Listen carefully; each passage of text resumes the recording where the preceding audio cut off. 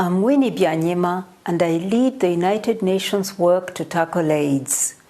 Today, ministers from around the world are meeting at the virtual 73rd World Health Assembly.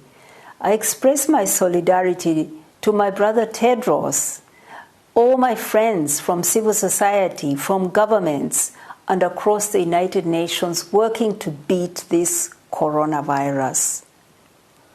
As we've seen with HIV, and as we now see with coronavirus, epidemics affect everyone, but they do not affect everyone equally.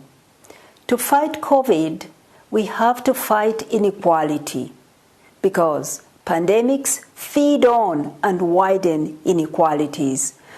So today, let me share with you why I'm backing the calls by over 100 current and former world leaders and global experts to unite behind a people's vaccine.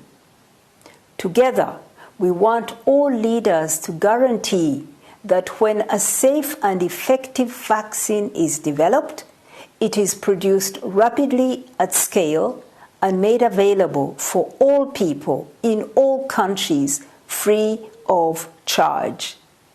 The same applies for all treatments, tests, and other technologies. No one should be sent to the back of the COVID queue because of the color of their skin or the money in their pocket. We have learned from the African Union that their efforts to pool resources to buy test kits and protective gear at market prices are frustrated by rich countries buying huge amounts to stock up for themselves. There's real fear that if a vaccine is developed, it may not be affordable or available for the poor parts of the world. This is unacceptable. All lives matter. That is why we are calling on all governments to unite behind a people's vaccine to protect all of humanity.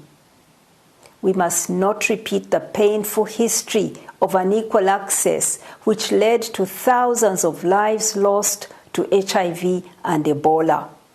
Instead, let us be inspired by the groundbreaking victory of AIDS activists. They taught us that real change only happens when people stand together.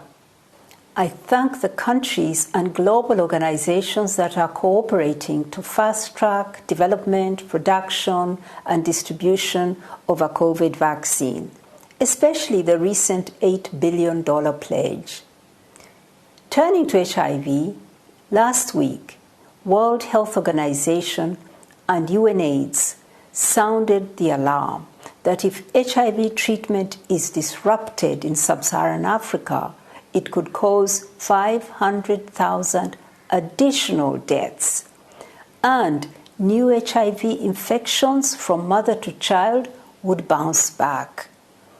Like in my country, Uganda, where the prediction is 104% rise, bringing us all the way back to 2010.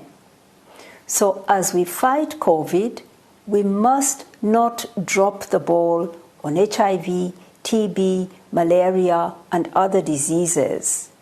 The right to health is a right for all without discrimination. We can beat COVID, we can beat AIDS, and we can beat all future pandemics. Stay safe.